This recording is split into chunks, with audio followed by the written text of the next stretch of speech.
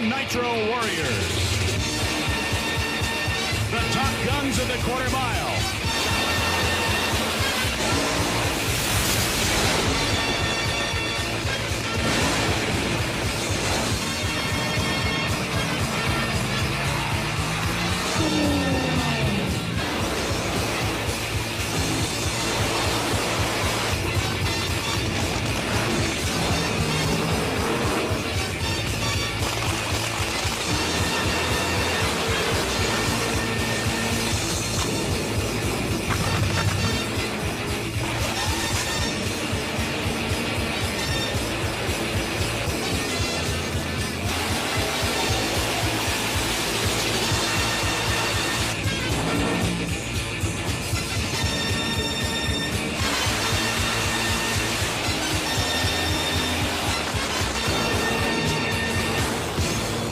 When I heard those nitros fire up, man, my whole body trembled, man.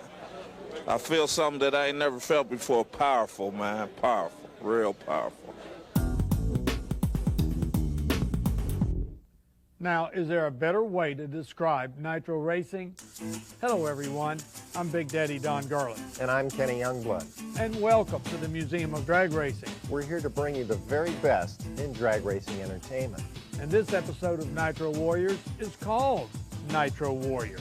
Today's show is significant because it was made for TV, but it's never been aired. So you're going to see some action like we've never seen before. And of course, the unique thing about this show is that it had some real innovations. There were a lot of firsts done here in the taping of this show that is standard procedure now, and I'm sure that those things were taken when they saw this footage.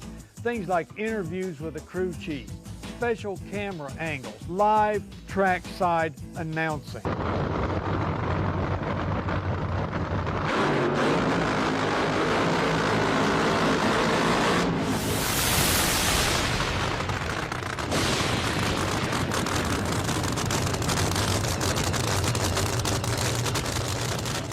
Well, the '88 Super Bowl of drag racing in Phoenix was the warm-up to the Winter Nationals. So all the big guns were there getting their stuff together, and you were there with John Lundberg. Certainly was. I was live trackside. It was really an exciting race. And of course, they were using this event to tune up for the upcoming Winter Nationals. This is the last chance to test new parts before going into the championship chase. Right, and get a little psychological edge, too. You bet. And there were some good running cars, and all the big stars were there. Good morning, ladies and gentlemen. For main event video, this is John Lundberg, and we're at Firebird Raceway in Phoenix, Arizona for the 5th annual Super Bowl of drag racing. And this 1988 Sunday in late January has seen many interesting innovations introduced to the sport. A particularly fun weekend for me as a long-term drag racing enthusiast, as I've had the opportunity to spend this weekend in the pits with this man, multi-time world champion and legend of our sport, Big Daddy Don Garlitz. Well done. The Super Bowl of drag racing has become sort of a first event of the year for many new innovations in the sport. What do you see as the leading innovation here this weekend? Well, John, I think the leading thing that we've seen this weekend is the multi-stage clutch, especially the 4-speed introduced by Austin Coyle on John Force's car. There's some other innovations back there, but this one stands head and shoulders above everything else because they have generated a 5.34 ET, and I think this is a sign of things to come in 1988. So watch out back there in the pits, funny cars, and the guys that got the 6-finger clutches and 9-finger clutches are in big trouble. The result is the #1 qualifying position in this field at 5:34.6 as Austin Coyle prepares John Force for his first round pass here, and they'll be running against the brand new Hawaiian Punch Dodge Daytona, Brolin Leong and Johnny West. Number 5 qualifiers here, half a second back at 5:82.5 and 247 miles per hour.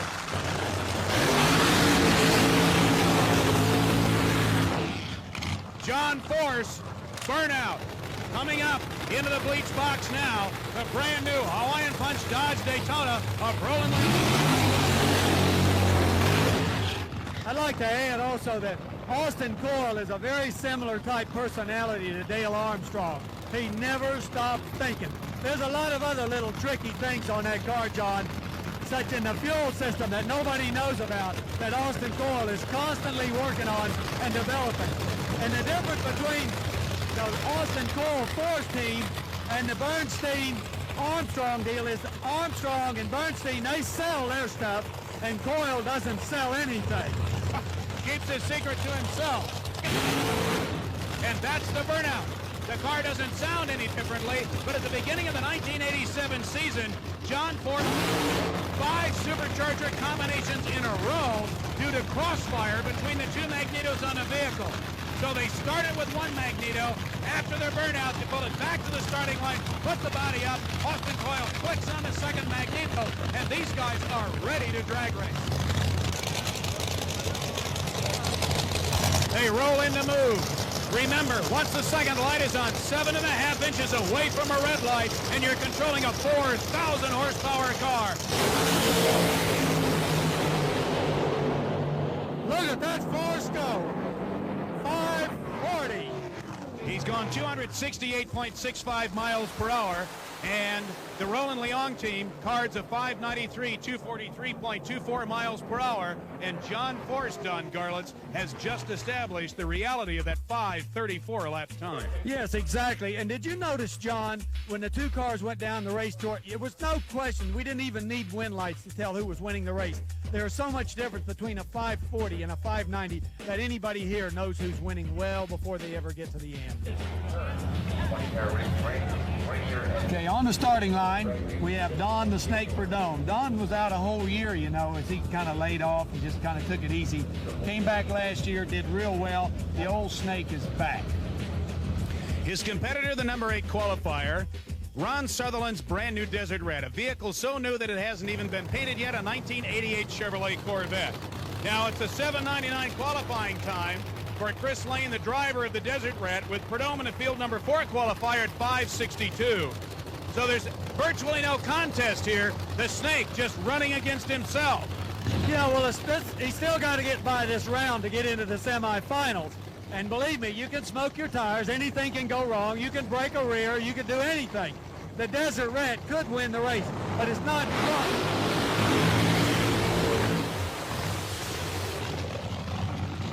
Okay, there's the burnout by the Desert Red with Chris Lane up, and here comes Don the Snake Prudhomme.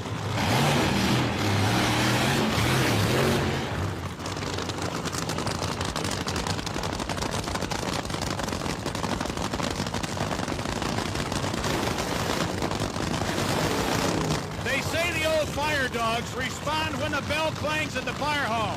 If anything would rise out of a sickbed, an old drag racer, it's a smell that's happening right now, and the incredible sound of Fuel 20 cars and nitromethane and tire smoke. Yeah, that's what put the people in the stand. They love that nitro smell. They love that popping in the pipes. This is a sport that is unequaled by anything in the world. No question about it. First heat, first round, 20 car eliminator to Super Bowl of drag racing as Don the Snake Prudhomme kicks off his 1988 drag racing season right before your eyes.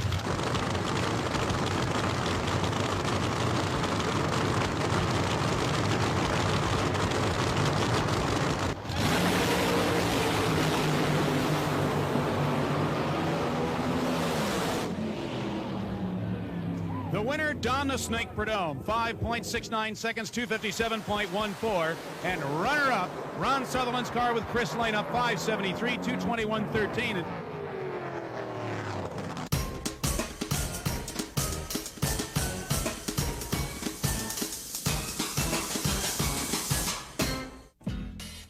Well, Big, of all the funny cars here in the museum, there's one that won more than anybody else.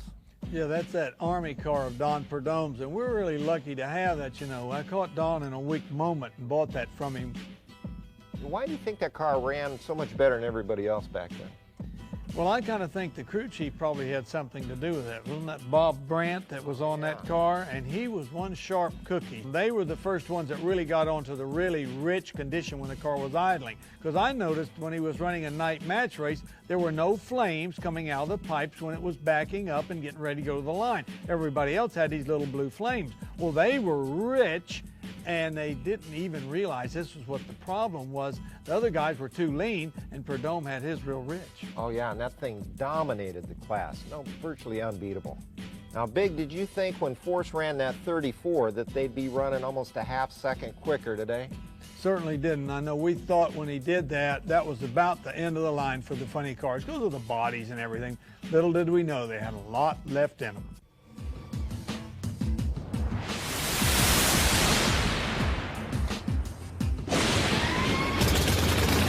And coming up the stage, it's going to be Ron Fossil driving the Phoenix Dodge Fuel Funny Car, and they're going to be racing former Funny Car world champion Ed McCullough. Number 2 qualifier here at 5:56.6, 261.62 in the Miller High Life Oldsmobile Cutlass Supreme.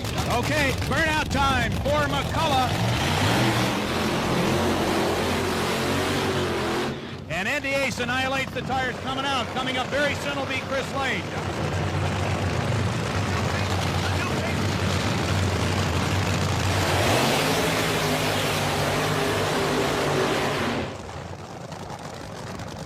As the Phoenix race car does its burnout, we'd like to mention in passing, by the way, that the Miller High Life team have all brand new paint schemes executed by Kenny Youngblood. And Don, of course, the graphic presentation of the vehicle to the spectator is a very important factor in drag racing just now with major sponsorships, isn't it? Well, I like the new paint scheme on the Miller cars because it is more like the actual product they are advertising. All right, backing it right in front of us now, Ron Fossil driving the Phoenix, a 1988 Dodge Aries against the Cutlass Supreme of Ed McCullough. In the funny cars, the dry burnout is a lot more important than in a top fuel dragster. For some reason, the funny car, because of the short wheelbase, needs that extra clutch heat and needs those tires as sticky as possible so that they get traction leaving the line. Whereas a fuel dragster with a long wheelbase doesn't need quite such a sticky tire. Recent indications are from timing on drag strips throughout the country that a funny car will accelerate from 0 to 60 miles an hour in 1 second.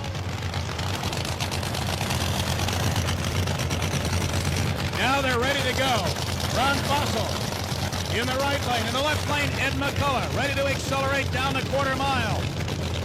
McCullough looking to go for a major win here. 5:30, the number to beat. Can he bring it on? Ed McCullough out to an early lead. 5:60 for Ed McCullough, the winner. The speed for Ed McCullough is 260.86 miles per hour. Runner-up Fossil and Baroni's car through the quarter mile at 6:55, 180 miles per hour. Well, ladies and gentlemen, coming to the starting line now is probably the most storied funny car team at this point in the history of the sport. Double-A Dale Armstrong, former alcohol dragster world champion, and his legendary driver Kenny Bernstein and their fruitful combination, the 1988 Budweiser King Buick Riata. They are in this field as the number 3 qualifiers at 5:57.7, and against them, of course, the legendary fireman from Southern California, Jim Dunn, and the Fireman's Quickie. Yes, Dale Armstrong, you know, has really done some wonderful things in drag racing. The multi-speed clutch, multi-engagement clutch, whatever you'd like to call it, is Armstrong's invention. He was the very first one to have it. The carbon fiber bodies, that's Armstrong's work. Now they're talking about variable blower drive, more of the genius of Armstrong again. In fact, in that car, they even have automatic devices. They have automatic devices for shifting the transmission, leaning out the motor, shifting the clutch. Everything is controlled automatically. More of the Armstrong genius. Well, there it is. Pilot perhaps more of a space capsule than a funny car. Kenny Bernstein is backed into stage the Budweiser King 1988 Buick Riata. Now, something our spectators should notice at this point, Don, is that for 1988, the National Hot Rod Association has demanded that instead of the Batmobile-style funny car bodies we saw in 1987, that these vehicles must resemble the vehicles that the fiberglass and Kevlar bodies have been copied from. That's exactly right, and I can understand that because if you're claiming to have a Buick, you better look like a Buick. Or if you got a Ford, you ought to look like a Ford. The fans expect you to, and I see no reason why they should be allowed to modify these cars beyond recognition. There could be no additional comment at all about the fact that the cars won't run as fast because Force 534 puts that argument right on the trailer.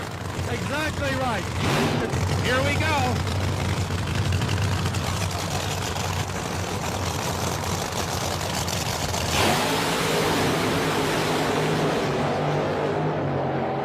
Jim Dunn has shut off his car. Bernstein through the quarter mile at 5:53 on virtually a lone win with a trap speed of 257.14. On a shutoff run, Jim Dunn dejectedly through the end of the quarter mile with a fireman's quickie at 10:14, 89.19 miles per hour. Well done.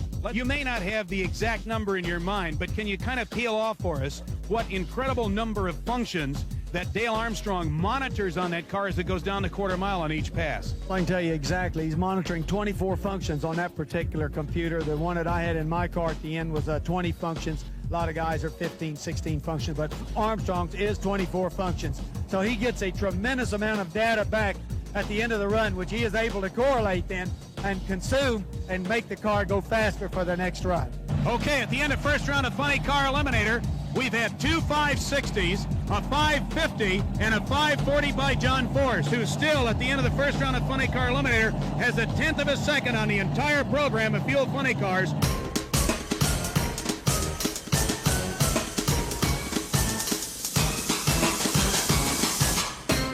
Big, there's another story that I heard you tell at Cordova last year that I'd never heard before. It was incredible about rain coming down on your side of the lane and not on the other guy, on the opponents. What happened that day? That was Muncie, Indiana. It was a match race in like August before the Nationals against Tommy Ivo, and it was like a Saturday night match race. And we, you know, in those days you push down on the track and fire it up, and you come down the track, and then you swap lanes in the back.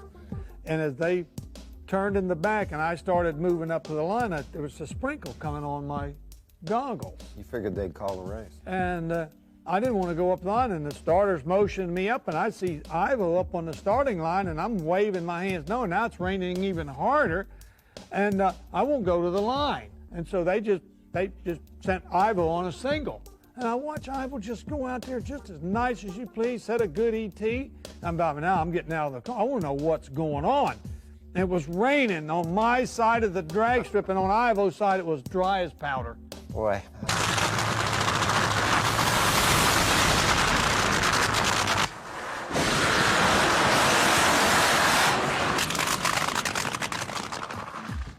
Ready for some semifinal action, Big? You bet. Let's go.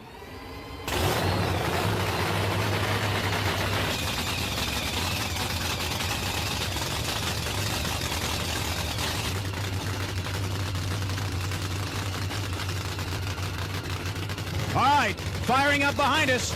Second round, Funny Car Eliminator. Big Daddy, this is Don the Snake Prudhomme against Ed the Ace McCullough. Very good race, because Prudhomme had a 569 and McCullough had a 560. So with the lane choice, you see McCullough has opted to take the left lane. But as we saw in that first round, Gene Snow went 528 over here in the right lane against the 33 for Amato in the left. So it could be there's no difference in the lanes. Well, we'll have a further indication right now as forward comes the beautifully new painted Miller High Life Oldsmobile. McCullough laying down his traction path, and now Don the Snake Prudhomme with his 1987 car, the Skull Bandit Pontiac Trans Am. How much of a measure of a car's ability to perform in this instance does the burnout give us, Don? In the funny car, it's a lot more critical than the fuel dragster for the simple reason they got to have the tires hotter and the clutch hotter, or they could well spin the tires, because with the short wheelbase, the engine has put a lot of weight on the front wheels, not near as much on the rear wheels as the top fuel dragster. As they back in front of us, Don the Snake Prudhomme, 3 times former NHRA World Champion, and Ed the Ace McCullough, a previous champion in funny cars as well. Now, ready to race each other. And as Big Daddy Don Garlitz told you, they're just 0.09 of a second apart based on first round winning. That's the Snake. Let's see how well McCullough does.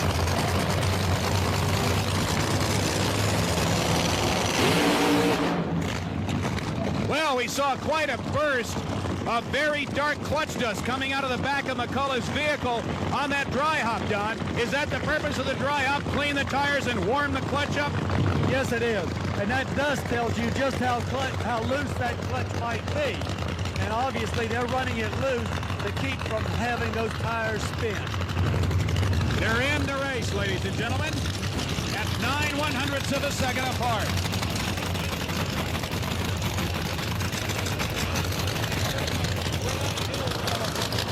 Two seasoned veterans of the quarter-mile sport.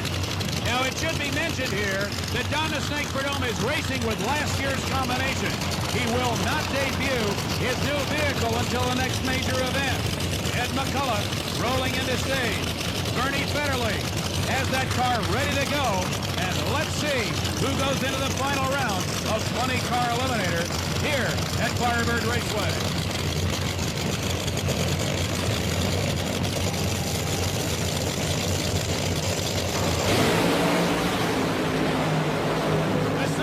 Tires in mid-course. McCullough on a beautiful run goes 5.73. Speed at the quarter mile 255.68. Smoking the tires in the right lane 8.38 at only 104 miles per hour for Don the Snake Prudhomme.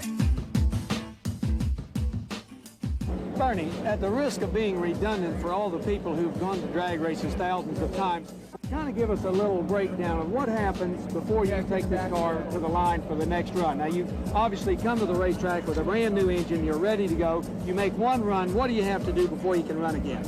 Well, the first thing we do is we pull back into the pits. The guys, we pull the spark plugs out, drop lubricants, evaluate the condition of the motor. While they're doing that, I'm usually taking a tape off the computer and trying to analyze the performance of the run. At that point, Ed and I will usually discuss the performance of the car. Then we'll perhaps discuss it with the other crew members to get some more input. We evaluate that previous performance. Ed and I will generally start working towards improving the performance for the next run.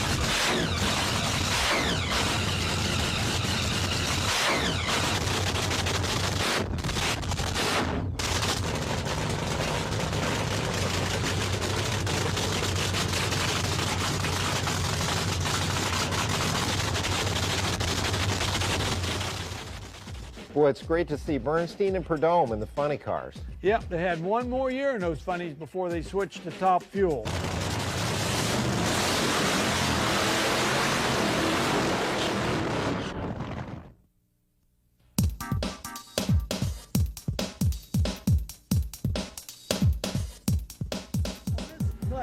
You said that, Bob, you and Brooks worked this clutch out, and he sells it as a 3-stage, and you use it as a 4-stage. Could you elaborate a little bit more on that for us? And also about, does John actually have to shift this thing 4 times, or is this some kind of an automatic device? Well, this thing is, well, starting from scratch, what we have is a 12-lever pressure plate, and it's set up to where the car leaves the starting line on 6 clutch fingers, and then an additional 3 come in not too far down the racetrack. And then further on down the racetrack, you can bring in 3 more levers, and that's how it's run as a 3-stage. As a 4-stage, I have added some additional pressure controls on the clutch that enable you to partially bring in some of the levers at a selected time. And the whole system is run by a series of electric timers. I mean, my God, if the driver was doing this, it'd be like playing the piano on the way down the racetrack. So once, of course, the driver has nothing to do with what this clutch does.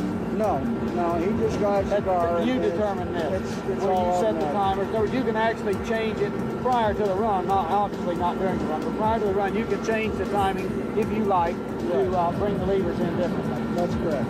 That really, then you can read the computer tape and tell if you're getting more slippage in one spot or not, and you can adjust accordingly. That's how it works. That's perfect. You got a handle on that clutch. Last year, here in January 1987, John Force won this race over the supposed unconquerable air tunnel-tuned Buick of Kenny Bernstein. This year, Austin Coyle has produced an incredible combination that saw a late afternoon blast yesterday here of 5.34 seconds, the quickest funny car run ever in the history of this sport. Don, what has Austin Coyle done to that car? He has developed a 4-speed clutch, an unbelievable deal. You know, we had 1 speed, and then last year we had 2 speed, and at the end of the year we had 3 speed. Well, Austin has got a 4-speed clutch. That means they have taken total control of the clutch engagement on this car. Austin's checking the tire pressure before the race. John's taking a look at everything else before the second round.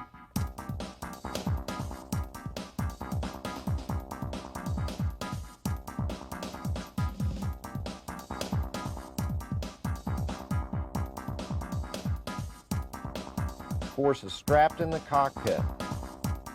That's crewman John Harmson giving him the victory sign.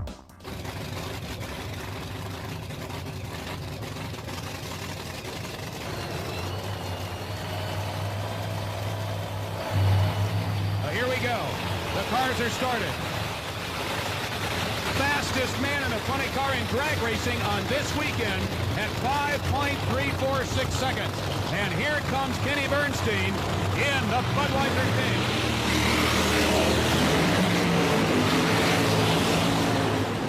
And what we have here is a battle of the crew chiefs. We have Armstrong over here in the right lane, Austin Coyle in the left lane.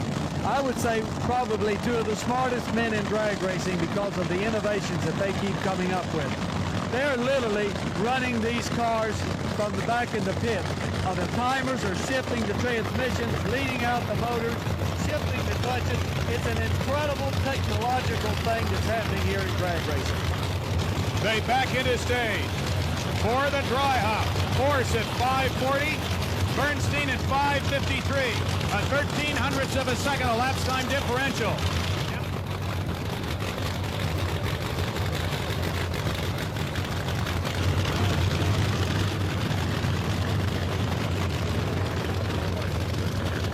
All right, let's watch the dry hop. Now, the interesting part about this race is that last year, this was the final round of Funny Car Eliminator, and Force won the day. Now, Bernstein may have difficulty putting his reverser in. Obviously, the car is running, and the crew is out there trying to find out what's going on, Don. And the body goes up. That's a real bad sign. Now, Austin Coyle brings the body up to put the other mag on. But in this case, he may have a problem down here. So we'll soon find out. Obviously, no reverse. They're pushing it backwards. I think the car is still running.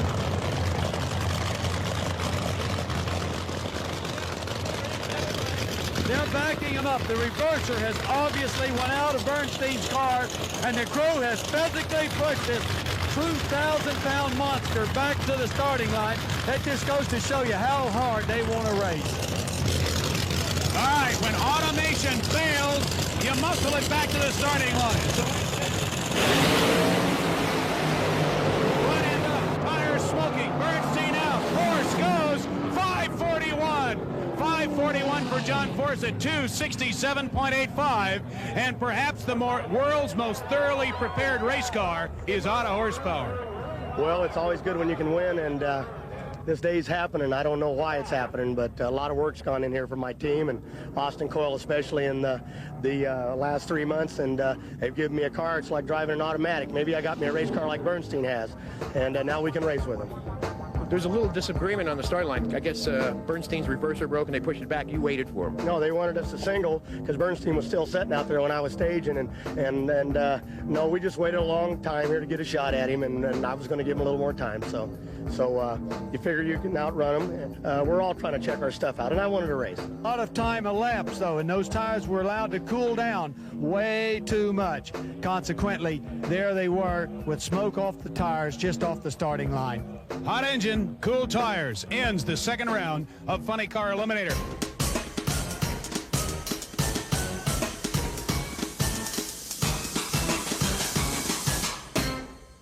Now, Big, you know, Force could have gone ahead and made a single there against Bernstein, but he didn't.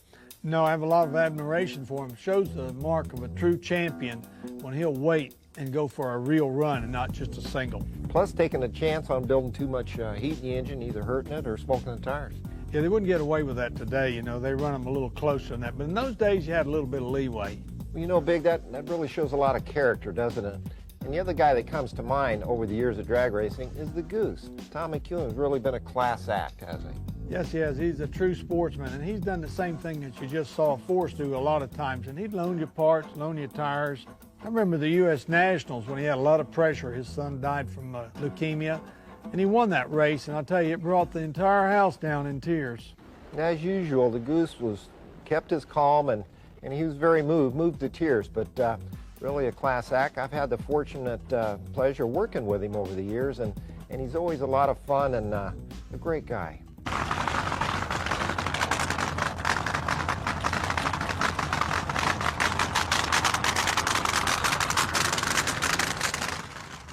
That 57 Chevy he built, was that just for show to have a small block Chevy in it? Oh, no. That was his regular funny car chassis with a fuel Chrysler in it. And although he didn't want to run it too hard and just do some exhibition runs, the drag racer came out in him there after a while, and he got after it. They ran a 560 with that car. It was a serious piece. 560? Oh, yeah. And that's pushing a lot of wind in that big shoebox, you know. But that goes along with his sense of marketing, because he was really ahead of his time, felt this nostalgia thing coming on, and put together really the first nostalgia-type funny car. Where's that car today? It ain't at Perdone's. In racing, I've learned over the years, if it's your day, nobody can beat you, and it doesn't matter whether you run good or run bad. You know, Mother Drag Racing will help you or she won't. This is it. The Nitro Warriors in final round competition. It's Funny Car Eliminator Final at the Super Bowl of Drag Racing. In the left lane, with a 5:34, quickest run in funny car history to his credit, the awesome Castro GTX Oldsmobile Cutlass Supreme, wrenched by Austin Coyle and driven by John Force. In the right lane, some 32 hundredths of a second slower, it is the thundering machine of Ed McCullough.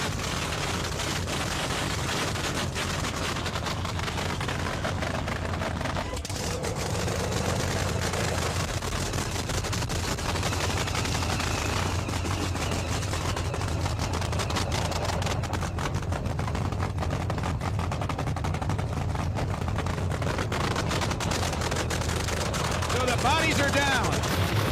Now it's time to create that hot, wide, flat, hot traction path. Tire smoke at the Super Bowl.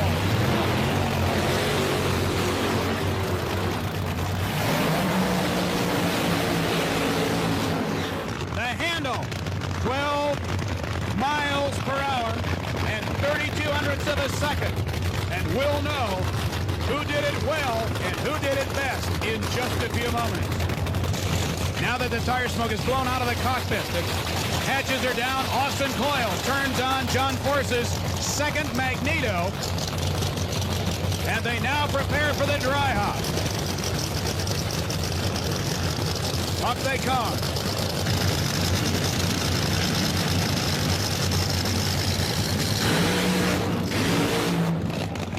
Good response from both cars, Don. Now it's the last backup. For the last time, the driver looks at everything. A pair of Oldsmobile Cutlass Supreme, one sponsored by Miller High Life, the other by Castro GTX. From the high desert country of Hemet, California, Ed McCullough. From Southern California, John the Brute Force, who in 1987 won his first major NHRA funny car drag race with Austin Coyle wrenching, hoping to have a real shot at the Funny Car World Championship in 1988. And of course, Bernie Federley, now looking through the cockpit window at Ed McCullough, has the same thought in his heart here in the final round of Funny Car Eliminator. And now, ladies and gentlemen, time to drag race. No prisoners.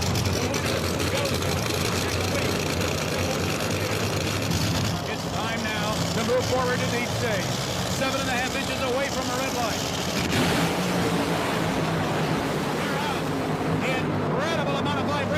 McCullough's car. John Force wins.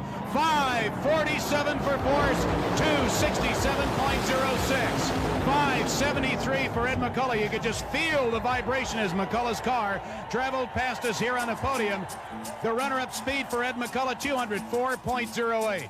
Don, your final thoughts on Funny Car Eliminator. Well, here's the situation where you can see the crew did everything they possibly could do and only duplicated the run before the 573. I'm sure both teams would have loved to have stepped up, but in this case, they did not.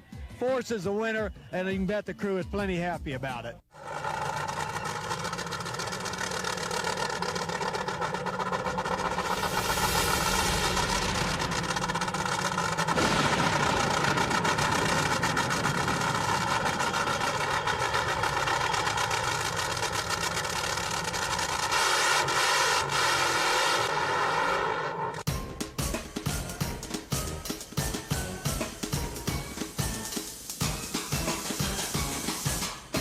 Behind us is the pink Top Fuel dragster of the one and only Shirley Muldowney. And Big, you and Shirley really played quite a role together in the history of drag racing. Well, we had a lot of races, both in match races and actual real competition. She was fierce. But was the competition as tough back then with her as ever? Well, I could say it wasn't, but actually I think it was just as tough back in those days because we had a lot less to do with and a lot less people to do it. So I think it was just as hard to race in as it is now. And who was really putting the most notches on the gun? I'm not going to make a statement because I don't want to start any ephus, but let's just say it was pretty even up. Oh, good. Let's go to a race where Shirley competed, and that, of course, was the '89 Super Bowl of drag racing. Not only Shirley, but some other stars that we don't see anymore, like Earl Whiting out of the Northwest. And, of course, back then, Gary Ormsby really had a stranglehold on Top Fuel. Oh, he was tough. His passing was a real loss to the sport. It was. Let's go to the first round of the Super Bowl of drag racing 1989. You set? You guys set? Let's fire them up, guys!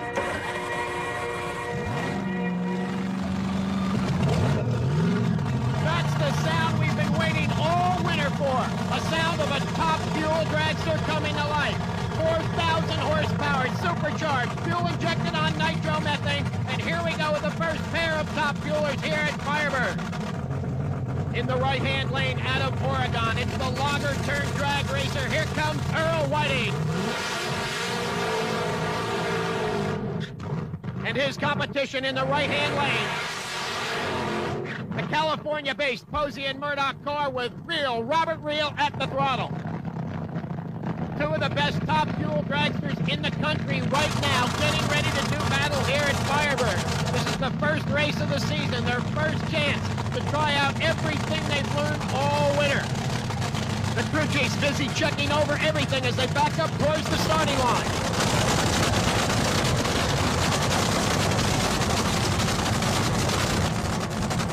The track is in excellent shape here today at Firebird. These drivers are looking for some big numbers and some quick speeds.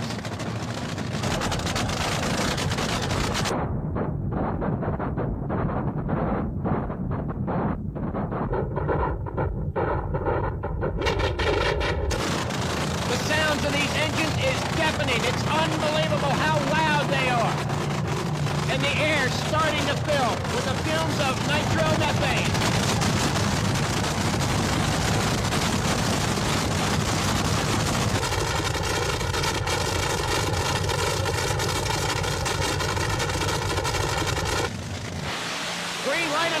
Side-by-side start immediately. Reel goes up in smoke and Whiting streaks to a win. A 5:25 elapsed time, and the crew is going to be happy about that one. Out of Mount Clemens, Michigan, the first lady of drag racing, Shirley Muldowney. She'll be taking on one of the quickest men in the sport, the go-man himself, Mr. Gary Ormsby. As Shirley suffered a horrific crash in 1985, people told her she'd never drive again, but look at her, she's out here today at Firebird.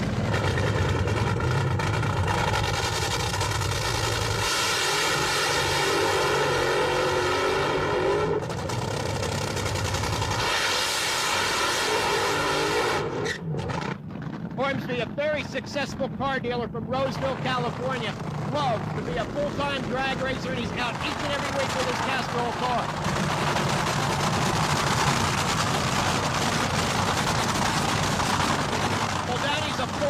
racer. She's a legend in the sport of drag racing. She eats, lives, and sleeps drag racing. She even married her crew chief, Ron Tolber, who has worked with her for many, many years, and Shirley got married last year, and it's a marriage made in heaven. These guys work together real well, and the hot pink car is ready for an assault on the 1989 season.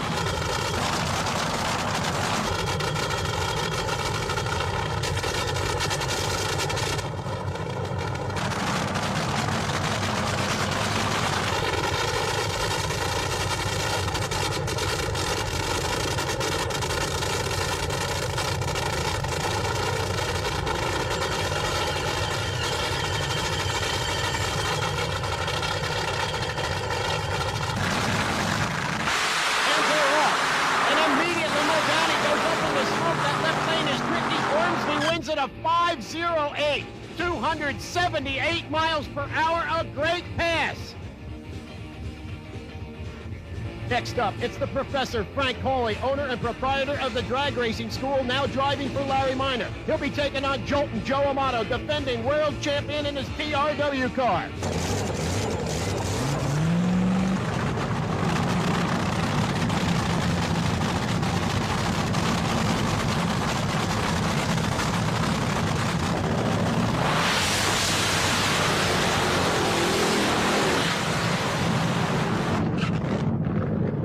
Cars backing up now towards the starting line.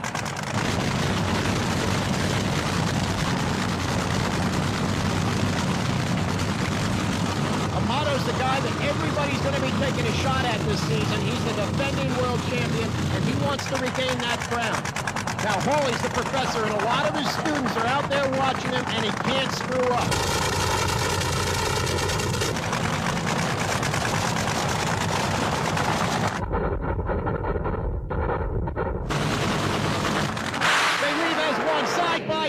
But Amato looks like he's going to teach the professor a lesson. He does a 5:15 elapsed time, takes the win. That's it for the first round at Top Fuel.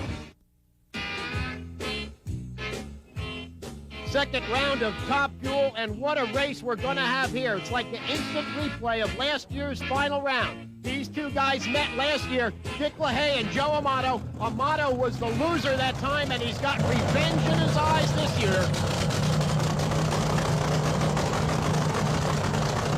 And we're getting ready for second round action.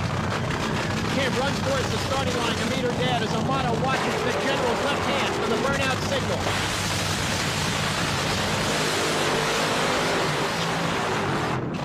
Tom Cattleman lines up Dick LaHaye on the starting line as Amato pulls into stage.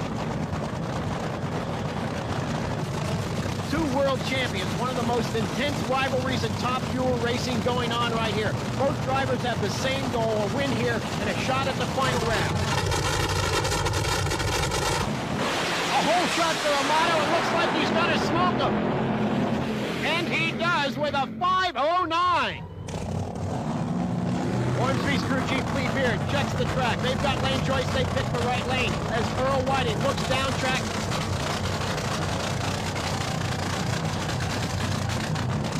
Ormsby is deadly serious about winning the 1989 World Championship. He's planning an all-out assault on it, and he's putting it all in the hands of this man, Lee Beard, an 18-year veteran of fuel racing.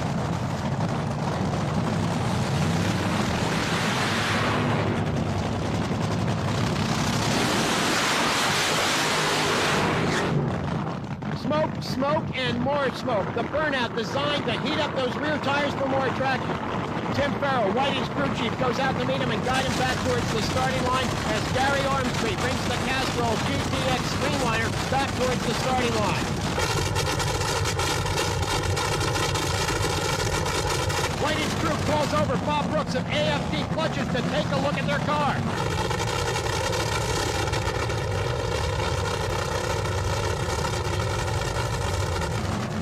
Takes one final last look at the starting line as he lines up Ormsby, and Whiting's crew gets the okay from Brooks.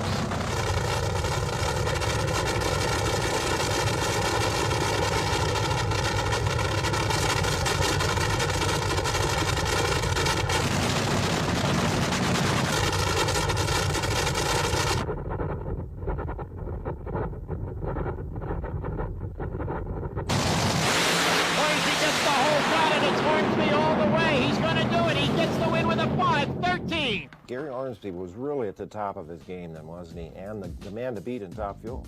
Yes, he was. He was the baddest of the bad. And then one other little thing that a lot of people don't know, Gary Ormsby was suffering from terminal cancer. So he was giving it his best shot. He wanted every day to be the best day of his life. And it showed in his racing.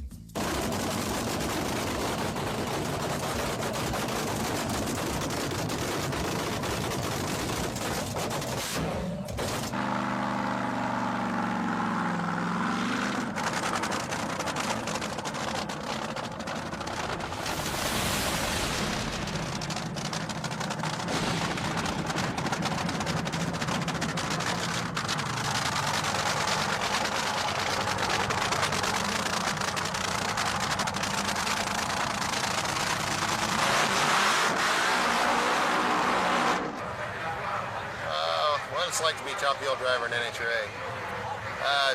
Just super competitive. That's ultimate in being competitive out there. And you really try just as hard as you can, and you know, you're hot and you're sweaty, and you get beat, and you blow your engine up, and you have a fire, you crash the car. There's a lot of depressing times, so it makes it, when you win a race, you really kind of got to remember that, because that's what takes you through these times when you crash your car and you wreck everything you own. Then it's back to the next race and back to blowing everything up. The cost involved in one of these things is tremendous. That's really the major drawback to trying to run one of these cars is, you know, phenomenal cost. You know, anywhere $500,000 to $1 million to run one of these cars for a year.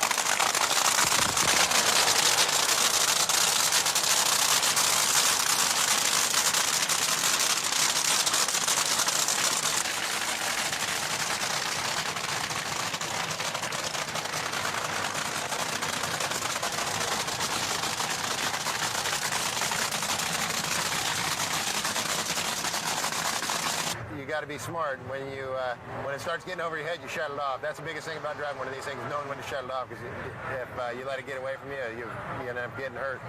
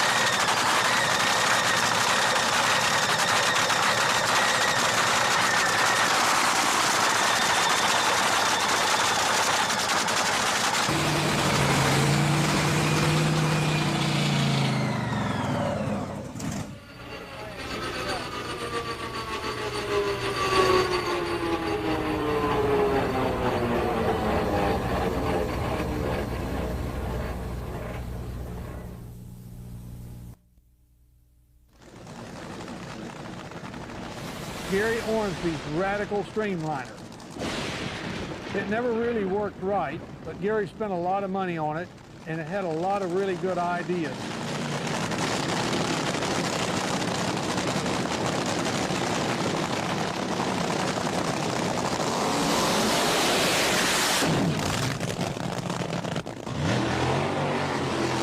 I think one of the big things that was wrong with it, the carbon fiber was too close to the magnetos, and sometimes they would get a short circuit and get a backfire. But Gary worked real hard on it, and he was runner-up to me at the Baton Rouge race in Louisiana in 1986. It did run real good. It wasn't bad. It ran some good times, but, you know, it was a lot of trouble to fool with it, and the body coming off and everything between rounds. And so first thing you know, it was more trouble than it was worth. It wasn't efficient as a streamliner. It was a beautiful body, a lot of money was spent on it, and it was nice work. But it didn't do the job that it was supposed to do. The biggest thing it did was add weight to the car. It did not, he didn't do anything to the front of the car where the streamlining help was necessary.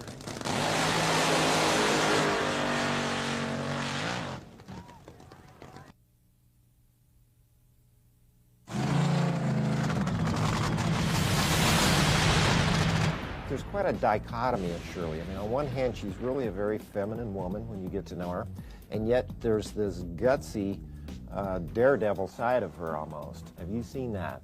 Yes, I have. Shirley has the killer instinct, and that's what it takes to be a Top Fuel champion or any real racing champion. You got to have that inside feeling that it's kill or be killed. She got that world championship, and then she won it again. She had a really career going, and then a terrible thing happened to her in Canada. Which would have put any normal woman out of business. And I've always had the, the feeling that it's easier to do it than to hide from it. Well, even the people, the sponsors, the tracks said Shirley will never race again. I had plenty of people that were her friends that said she would never race again.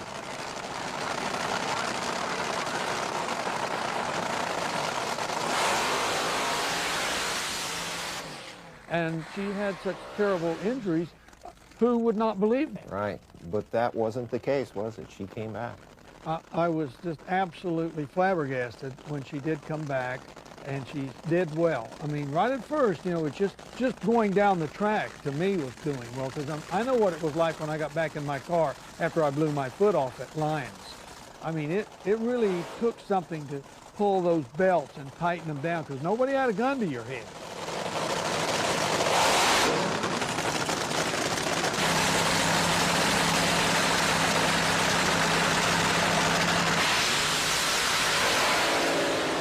Shirley had to do that, and she had to be thinking about that accident in Canada, end over end over end.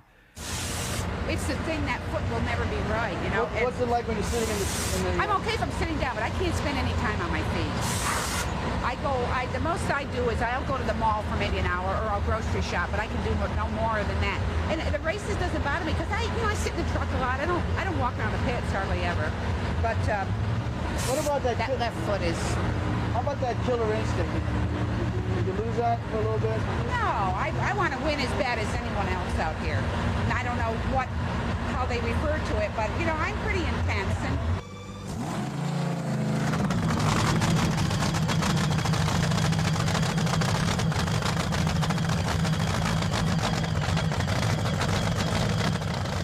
I want to win as bad as anyone else out here. I know what I'm doing in my car, and we really feel the nice car. Very safe, and I've never had problems. And because I did have a problem, you gotta pick yourself up and brush yourself off and go on.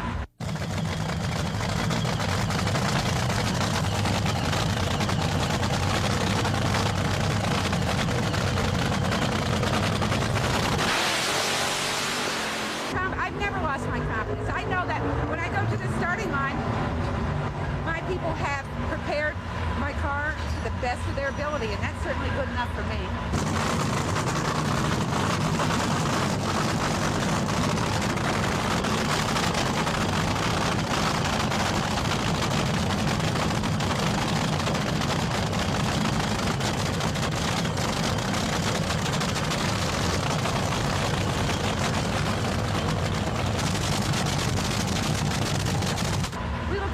luck, too, you know. You need that. A little bit of luck.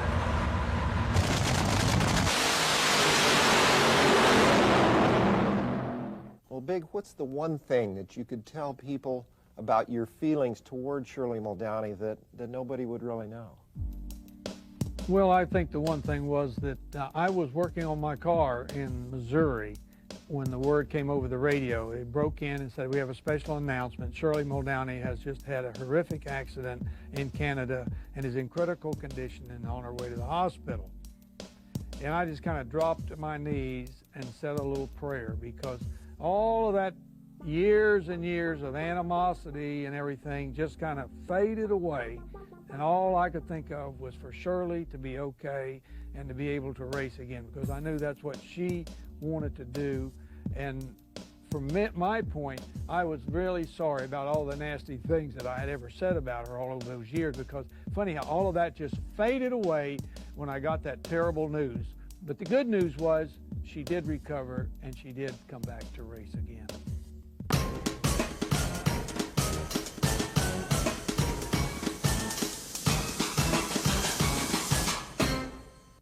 We're ready for the Top Fuel final here at Firebird. The fastest accelerating vehicles in the world, about 300 inches long, made out of chrome moly tubing, covered with aluminum and magnesium body panels, a 4,000 horsepower supercharged, fuel-injected nitro-burning racing engine for the power. These cars go 0 to 60 in less than a second. It's West versus East in the Top Fuel final in the left-hand lane out of California. Driving the Castrol GTX car, it's Gary Ormsby, the go-man. He'll be taking on defending world champion out of Old Forge, Pennsylvania, Joe Amato in the TRW Keystone Auto Parts Special. Now, both of these cars have run very, very well today. Amato was the #1 qualifier. Ormsby was right behind him. But in the game of drag racing, anything can happen, and it usually does.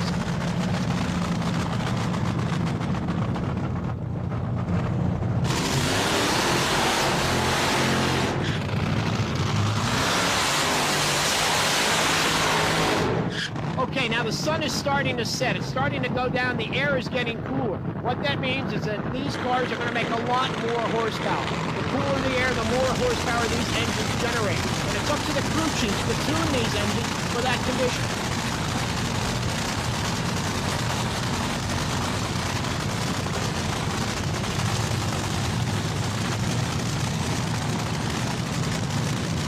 Now, one thing these crew members are going to look for are the header flames.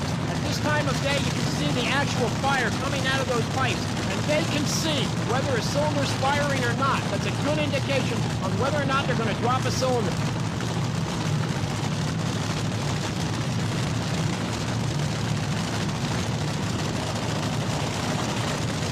Amato takes one last look at Ormsby in the other lane as he brings his car to the starting line. This is a very important race for both of these guys. They want to get this title. Both in pre-stage. Now they're staged. Oh, great start by Ormsby. Boy, did he tree Amato. Gee, all the way he takes it. A 5.16 to a quicker but losing 5.13 by Amato. Amato blew it on the starting line, and Gary Ormsby gets the first victory of the 1989 season.